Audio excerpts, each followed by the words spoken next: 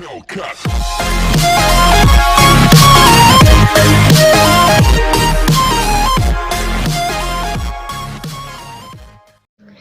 Students, I am Saloni and welcome back to the my channel. और आज हम इस वीडियो में पढ़ने वाले हैं डिविजनल ऑर्गेनाइजेशन स्ट्रक्चर। सो आइए इस वीडियो को स्टार्ट करते हैं। सबसे पहले हम जानेंगे कि डिविजनल ऑर्गेनाइजेशन स्ट्रक्चर क्या होता है। सो ये जो आपको ब्लू पार्ट दिख रहा है ये, या फिर ये टूल किट में जो आपको यहाँ पे डेफिनेशन दी गई है, दोनों सेम है। आपको जो बेटर लगे आप इसमें से रीड कर सकते हैं। आप नोट कर लीजिए, आपके लिए बेनिफिशियल होगी। It refers the division of the whole enterprise according to the major products to be manufactured by it। Divisional organisation structure में क्या होता है कि इसमें पूरे एंटरप्राइज को डिवाइड किया जाता है according to major products to be manufactured by it. जो भी वो लोग मेजर प्रोडक्ट को प्रोड्यूस कर रहे हैं उसके अकॉर्डिंग पूरे एंटरप्राइज को अलग अलग डिवीजन में बांटा जाता है। मैं अब आगे आपको एक चार्ट दिखाऊंगी, उसकी हेल्प से आपको ये डेफिनेशन पूरी क्लियर हो जाएगी। यहाँ पर ये चार्ट आप देख रहे होंगे। देखिए, ये एक एंटरप्राइज का एक स्ट्रक्चर यहाँ पे मैंने तैयार किया है। पहले टॉप लेवल पे देखो शेयर होल्डर्स होते हैं, वो किसको इलेक्ट करते हैं, बोर्ड ऑफ डायरेक्टर्स को।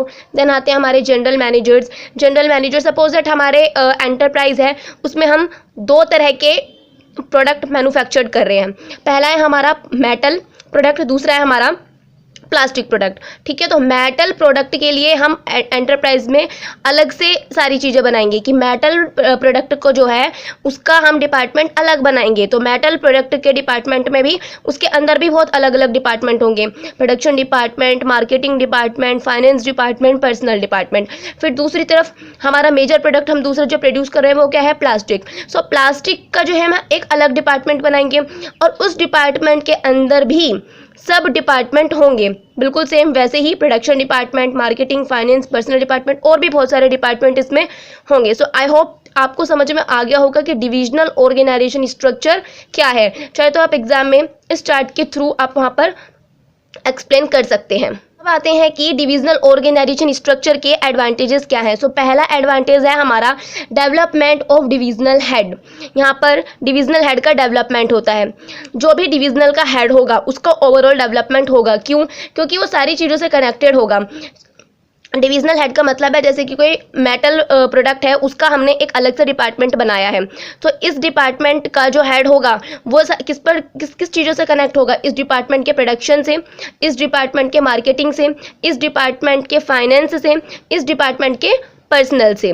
ठीक है, तो उसका क्या होगा, ओवरऑल डेवलपमेंट होगा। नेक्स्ट है हमारा divisional results can be assessed. हम इसको असेस्ड कर सकते हैं, कैसे आइए जानते हैं। All the activities of each divisions are carried out independently. जितने भी डिविजन्स हैं हमारे ऑर्गेनाइजेशन में, एंटरप्राइज में, जितने भी हम प्रोडक्ट बना रहे हैं, सबका अलग अलग डिपार्टमेंट है, सबके अलग अलग डिविजनल है। सो सब अपनी एक्टिविटीज़ को इंडिपेंडेंटली करते हैं, कोई भी किसी पर डिपेंडेंट नहीं रहता। Hence the divisional result can be assessed easily. So किस डिपार्टमेंट में कितना लॉस हो रहा है, कितना प्रॉफिट हो रहा है, हम अलग से एक डिपार्टमेंट का ईजिली कैलकुलेट कर सकते हैं, क्योंकि कोई भी किसी से दूसरे से इंडिपेंडेंट है, अपना काम अपने आप कर रहे हैं, उनसे कोई लेना देना नहीं है। सो इनके जितने भी रिकॉर्ड्स हैं हम इजीली मेंटेन कर सकते हैं। नेक्स्ट है हमारा क्विक डिसीजन मेकिंग। यहाँ पर डिसीजन मेकिंग जो है वो क्विक बहुत जल्दी हो जाती है। वो कैसे? Every division is independent in itself. Her division अपने आप में इंडिपेंडेंट है, किसी के ऊपर डिपेंड नहीं है। The divisional manager can take any decision regarding his division independently without consulting other divisional managers. So जिस भी डिपार्टमेंट का, हम सपोज दैट मेटल डिपार्टमेंट की बात कर रहे हैं, तो मेटल डिपार्टमेंट का जो डिविजनल मैनेजर है उसको कोई भी डिसीजन लेना है उस डिवीजन से रिगार्डिंग, सो वो अपने आप ले सकता है, उसको किसी दूसरे से कंसल्ट करने की ज़रूरत नहीं है। सो इससे क्या होगा, हम डिसीजन जल्दी ले पाएंगे और इफेक्टिव डिसीजन ले पाएंगे। नेक्स्ट है हमारा इजी एक्सपेंशन। यहाँ पर एक्सपेंशन बहुत इजी होता है। कैसे? For every product a separate division is open. हम कोई भी प्रोडक्ट बना रहे हैं उसके लिए हम अलग से डिपार्टमेंट बनाएंगे। If a company wants to introduce a new product, it can be introduced easily without distributing the existing division, hence it is easy to disturbing the existing division, hence it is easy to expand the concern। अगर कोई company कोई नया product बनाना चाह रही है, सो उसको जो पहले से एग्जिस्ट डिविजनल है हमारे एंटरप्राइज में, उनको डिस्टर्ब करने की ज़रूरत नहीं है। हम ईजिली आसानी से एक न्यू डिविजनल हेड बना सकते हैं। सो ये क्या है, हम इससे ईजी एक्सपेंशन कर सकते हैं। हम और भी प्रोडक्ट बना सकते हैं पहले से जो डिविजनल है उनको, बिना छेड़छाड़ के या बिना किसी परेशानी के। नेक्स्ट है हमारा लिमिटेशंस और डिसएडवांटेजेस ऑफ डिविजनल ऑर्गेनाइजेशन। अब एडवांटेजेस हैं तो कुछ डिसएडवांटेजेस भी होंगे। आइए क्या है, कन्फ्लिक्ट बिटवीन डिविजनल हेड्स। यहाँ पर बहुत सारे डिविजनल हैं, मतलब बहुत सारे डिपार्टमेंट्स हैं, उन सब के जो हेड हैं उनके बीच में मतभेद हो सकता है, क्योंकि हर कोई चाहेगा कि हमारा डिपार्टमेंट आगे जाए, दूसरा चाहेगा कि हमारा डिपार्टमेंट आगे जाए। ठीक है, तो इससे क्या होता है कि वो अपने ईगो को सेटिस्फाई करने के लिए जो एंटरप्राइज का जो ऑब्जेक्ट है कि सबको एक साथ लेके चलना है, ओवरऑल प्रॉफिट हमें चाहिए, वो उसको भूल जाते हैं, अपने डिपार्टमेंट के लिए सिर्फ उसके लिए काम करने की सोचते हैं, वो अपना ईगो सेटिस्फाई करना चाहते हैं वहाँ पर। नेक्स्ट है हमारा डुप्लीसिटी ऑफ फंक्शंस। यहाँ पर फंक्शंस की डुप्लीसिटी होती है, वो कैसे? सपोज दैट हमारे पास दो डिविजन्स हैं, मीन्स दो डिपार्टमेंट हैं, पहला मेटल डिपार्टमेंट, दूसरा हमारा प्लास्टिक डिपार्टमेंट। अब हम मेटल डिपार्टमेंट के लिए भी अलग से क्या बनाएंगे? प्रोडक्शन, मार्केटिंग, फाइनेंस, पर्सनल, इतने सारे डिपार्टमेंट बनाएंगे। फिर जब हम प्लास्टिक डिपार्टमेंट के बारे में बात करेंगे तब फिर से वही सारे डिपार्टमेंट हम उसके अंदर फिर से बनाएंगे, production, marketing, finance, personal.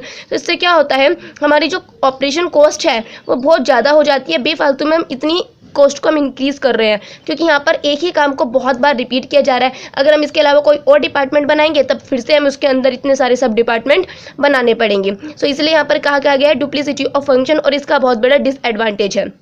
Next है हमारा सेल्फिश एटीट्यूड। सो इससे होता क्या है, यहाँ पर सेल्फिश एटीट्यूड आ जाता है। सेल्फिश एटीट्यूड कैसे आता है? क्योंकि हर डिवीज़न चाहता है कि उसका डिपार्टमेंट अच्छे से अच्छा काम करे, अच्छे से अच्छी परफॉर्मेंस दे, चाहे उसका जो नुकसान हो रहा है, उसकी जो कॉस्ट आ रही है वो किसी दूसरे डिपार्टमेंट को भरनी पड़े। जैसे कि हमने पहले पॉइंट में भी बताया था कि वहाँ पर डिविजनल हेड्स के बीच में क्या होता है, मतभेद हो सकते हैं। ठीक है, सो वो अपने एटीट्यूड को पूरा करना चाहेंगे और सिर्फ अपने डिपार्टमेंट के बारे में सोचेंगे, वो पूरे एंटरप्राइज का या पूरे ऑर्गेनाइजेशन के इंटरेस्ट को वहाँ पर इग्नोर करते हैं। सो आई होप स्टूडेंट्स आपको ये टॉपिक समझ में आ गया होगा, बहुत ही इजी टॉपिक था, लेकिन फिर भी अगर आपको कोई प्रॉब्लम आती है तो आप कमेंट बॉक्स में कमेंट कर सकते हैं और हमें फीडबैक देते रहें। अगर आपको ये वीडियो पसंद आया हो तो इसको लाइक करना ना भूलें, और हमारे चैनल को हमें सपोर्ट करने के लिए प्लीज़ सब्सक्राइब जरूर करें। फिर मिलेंगे एक नेक्स्ट वीडियो में, तब तक के लिए थैंक्स।